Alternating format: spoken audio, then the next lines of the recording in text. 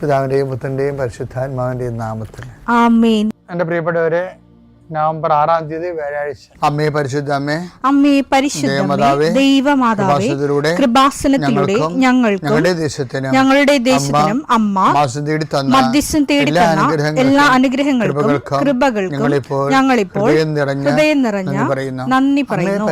അമ്മേ പരിശുദ്ധമേ, ദൈവമാതാവേ, 2004 ഡിസംബർ 7-ാം തീയതി ഉച്ചകഴിഞ്ഞ് 2:30 കൃപാസനത്തിൽ സംഭവിച്ച അമ്മയുടെ പ്രത്യക്ഷപ്പെടലിനെക്കുറിച്ച് തിരുസഭയ്ക്ക് സമർപ്പിച്ചിരിക്കുന്ന പഠനരേഖകളുടെ മേൽ സഭാത്മകമായ പഠനം ആരംഭിക്കുവാൻ ഞങ്ങൾ പ്രാർത്ഥിക്കുന്നു. അമ്മേ പരിശുദ്ധമേ, ഭൂസ്വർലോകങ്ങളുടെ രാജ്ഞിയായ അങ്ങേയ്ക്ക് ഭൗമസംരക്ഷണത്തിനായി പ്രപഞ്ചപ്രകൃതിയെ തന്നെ തിരുസഭ പ്രതിഷ്ഠിക്കുവാൻ ഈ പ്രത്യക്ഷീകരണം വഴി ഇടയാക്കണമേ. പരിശുദ്ധമേ, ജപമാല മാതാവേ, സകല കൃപാസനം പ്രാർത്ഥനയോടും ചേർത്ത് ഞങ്ങളിപ്പോൾ പ്രാർത്ഥിക്കുന്ന ഈ കുടുംബത്തിന്റെ പ്രത്യേക നിയോഗം പറ മക്കളെ.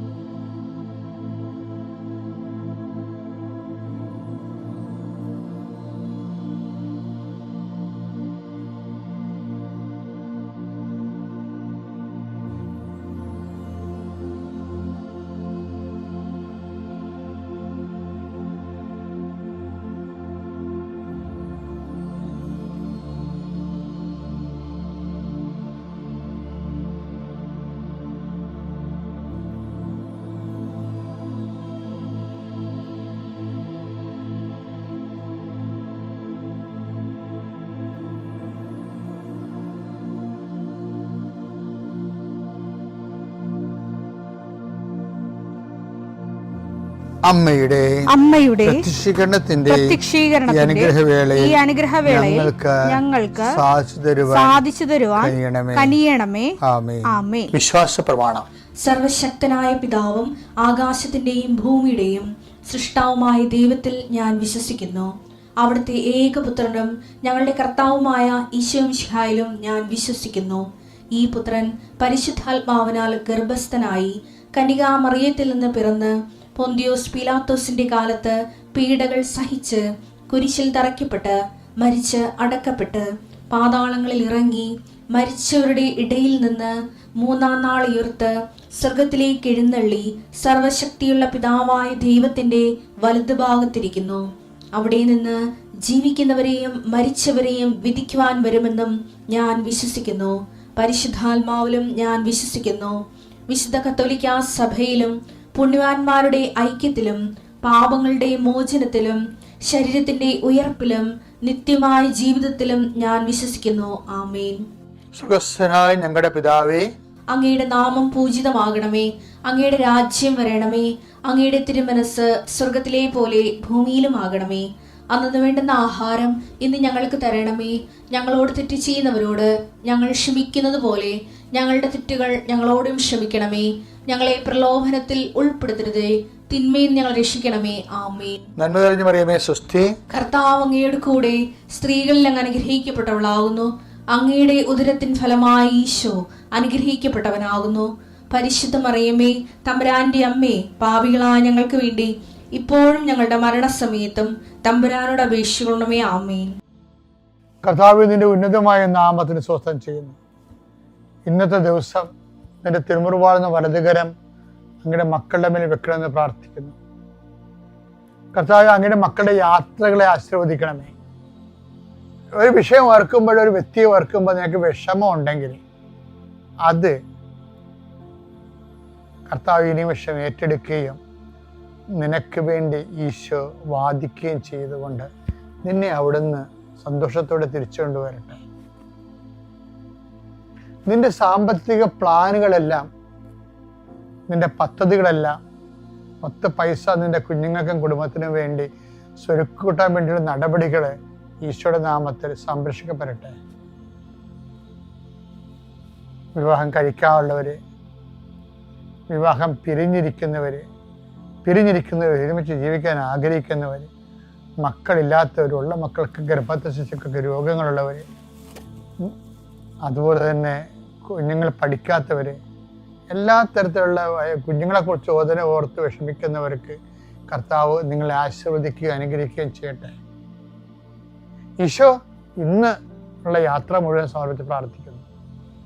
ഇന്ന് ഓരോരോ കാര്യങ്ങൾക്ക് വേണ്ടി പോകുന്നവരെ, ഓരോരോ വ്യക്തികളെ കണ്ടുമുട്ടാൻ പോകുന്നവരെ, ഓരോരോ കാര്യങ്ങൾ ഒപ്പിട്ട് കൊടുത്തിരിക്കുന്നവരെ സമർപ്പിച്ച് പ്രാർത്ഥിക്കുന്നു. ഞാൻ 39 വർഷം അർപ്പിച്ച കുർബാനയുടെ യോഗ്യതയാൽ കൃപാസനത്താറെ ജീവനോടെ പ്രത്യക്ഷപ്പെട്ട മാതാവിൻ്റെ മധ്യസ്ഥത, ദൈവമകനെ, ദൈവമകളെ, നീ ഇപ്പോഴും ആശീർവദിക്കപ്പെടുന്നു. നിന്റെ സങ്കടങ്ങളെ കർത്താവ് ഏറ്റെടുക്കുകയും നിന്റെ കർത്താവ് സന്തോഷത്തോടെ തിരിച്ചു കൊണ്ടുവരികയും ചെയ്യട്ടെ. ഇത് നമ്മൾ സുവിശേഷത്തിലും കാണുന്നത് ഒരു 6-ാം വാക്യമാണ്. മത്തായിയുടെ സുവിശേഷം 5:6. നീതിക്ക് വേണ്ടി വിശക്കുകയും ദാഹിക്കുകയും ചെയ്യുന്നവർ ഭാഗ്യവാന്മാർ, അവർക്ക് സംതൃപ്തി ലഭിക്കും. അപ്പൊ അവിടെ നമ്മൾ ശ്രദ്ധിക്കേണ്ടത് സെക്കുലർ ആയിട്ടുള്ള ജസ്റ്റിസ് അല്ലത്. നീതിക്ക് വേണ്ടി പോരാടുന്ന ഒത്തിരി പേരുണ്ട്. നിരീശ്വരന്മാർ നീതിക്ക് വേണ്ടി പോരാടുന്നവരുണ്ട്, വിപ്ലവകാരികൾ നീതിക്ക് വേണ്ടി പോരാടുന്നവരുണ്ട്, തീവ്രവാദികൾ നീതിക്ക് വേണ്ടി പോരാടുന്നവരുണ്ട്. പോരാട്ടക്കാരെല്ലാവരും അവരവരുടെ രീതികളിലാണ്, അവരുടെ മനസ്സിലുള്ള നീതിയാണ്. അവരുടെ മനസ്സിൽ അവർ നീതിയാണ് ചെയ്യണം എന്നുള്ള ബോധത്തിലാണല്ലോ മറ്റുള്ള കൊന്നുകൂട്ടുന്നത്. അപ്പം ആ അഭ്യാസങ്ങൾക്കൊന്നും റിവാർഡിങ് ഇല്ല. നീതി എന്ന് പറഞ്ഞാൽ എന്താണ്? അവസാനം പറഞ്ഞിട്ടുണ്ട്, എന്നെ പ്രതി. അതാണ്, അതായത് സുവിശേഷവിഹിതമായ വചനാധിഷ്ഠിതമായ ജീവിത സരണി, അത് ഇപ്സഫാത്തോ നീതിയിൽ അധിഷ്ഠിതമായിരിക്കും. അങ്ങനെ നീതിയോടെ ജീവിക്കുന്നവർ ക്രിസ്തുവിന്റെ മഹത്വത്തെയാണ് ഉദ്ദേശിക്കുന്നത്, അല്ല കേവല നീതി നിറവേറ്റുകയല്ല, കേവല മാനുഷിക നീതിയുടെ വിഷയമല്ലത്. ക്രിസ്തുവിൽ അധിഷ്ഠിതമായ ഒരു ജീവിതക്രമം ക്രമീകരിക്കുന്നതിൽ, അത് കുടുംബത്തിലായാലും തൊഴിലായാലും പൊതുജീവിതത്തിലായാലും ക്രിസ്തുവിൽ അധിഷ്ഠിതമായ ഒരു നീതിക്രമം ചെയ്യുന്നവരൊക്കെ, അപ്പൊ നമ്മുടെ എവിടെയായാലും നമ്മൾ ക്രിസ്ത്യാനികളാണെന്നുള്ള ബോധം ഉണ്ടാണ്. പള്ളി, ഞായറാഴ്ച പള്ളി കുർബാനക്ക് മാത്രം ക്രിസ്ത്യാനിയല്ല. കടയിൽ വരുമ്പോഴും കച്ചവടത്തിന് വരുമ്പോഴും വേറെ ആളാവും, അപ്പൊ ക്രിസ്ത്യാനി ആകത്തില്ല. കണക്കെഴുതുന്ന സമയത്ത് വേറെ ആളാവും, അപ്പോഴും ക്രിസ്ത്യാനി ആകത്തില്ല.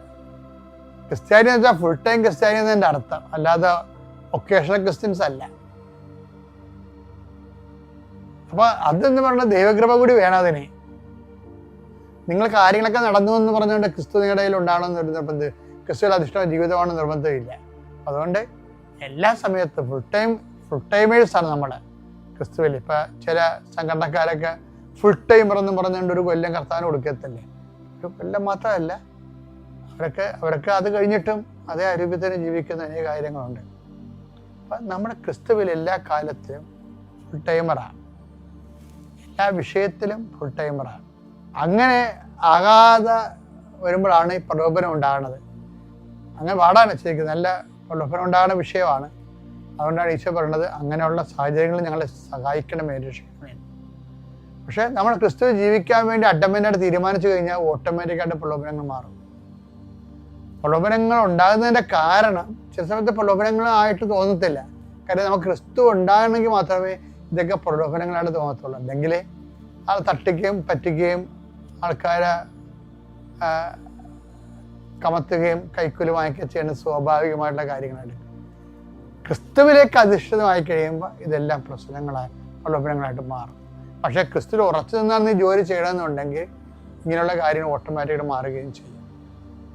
നിങ്ങൾ ഈസി ആയിട്ടൊരു ആത്മീയ ജീവിതം സഹായിക്കാൻ പറ്റുമെന്ന് പ്രാർത്ഥിക്കുക, വലിയ ദൈവത്തെ അനുഗ്രഹം അടിച്ചു മാറ്റുക, അതുകൊണ്ട് ഭക്ഷണം കഴിച്ച് ജീവിക്കുക, ദാറ്റ് ഈസ് നോൺസെൻസ്.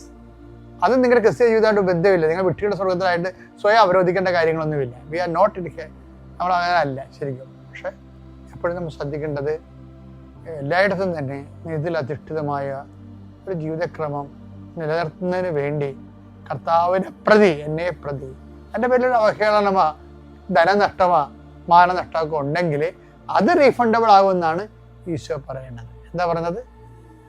നിങ്ങളെ ആശ്വാസം ലഭിക്കും. നീതിക്ക് വേണ്ടി ഉച്ചയ്ക്ക് ദാഹിക്കുകയും ചെയ്യുന്നവർക്ക് ഭാഗ്യവാന്മാർ, അവർക്ക് സംതൃപ്തി ലഭിക്കും.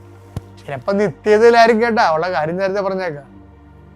നിങ്ങളിപ്പോൾ കുറിച്ച് വെച്ചോണ്ടിരിക്കരുത് നാളെ കിട്ടുമെന്ന് പറഞ്ഞു. ആ വാക്കിന്റെ പോക്കെന്ന് വെച്ച് കഴിഞ്ഞാൽ സ്വർഗത്തിൽ നിങ്ങൾക്ക് പ്രതിഫലം വലുതായിരിക്കുമെന്നായിരിക്കും. ഓക്കെ, ഇതാണ് ദൈവത്തിൻ്റെയും പരിശുദ്ധാത്മാവിൻ്റെയും നാമം. ആമേൻ.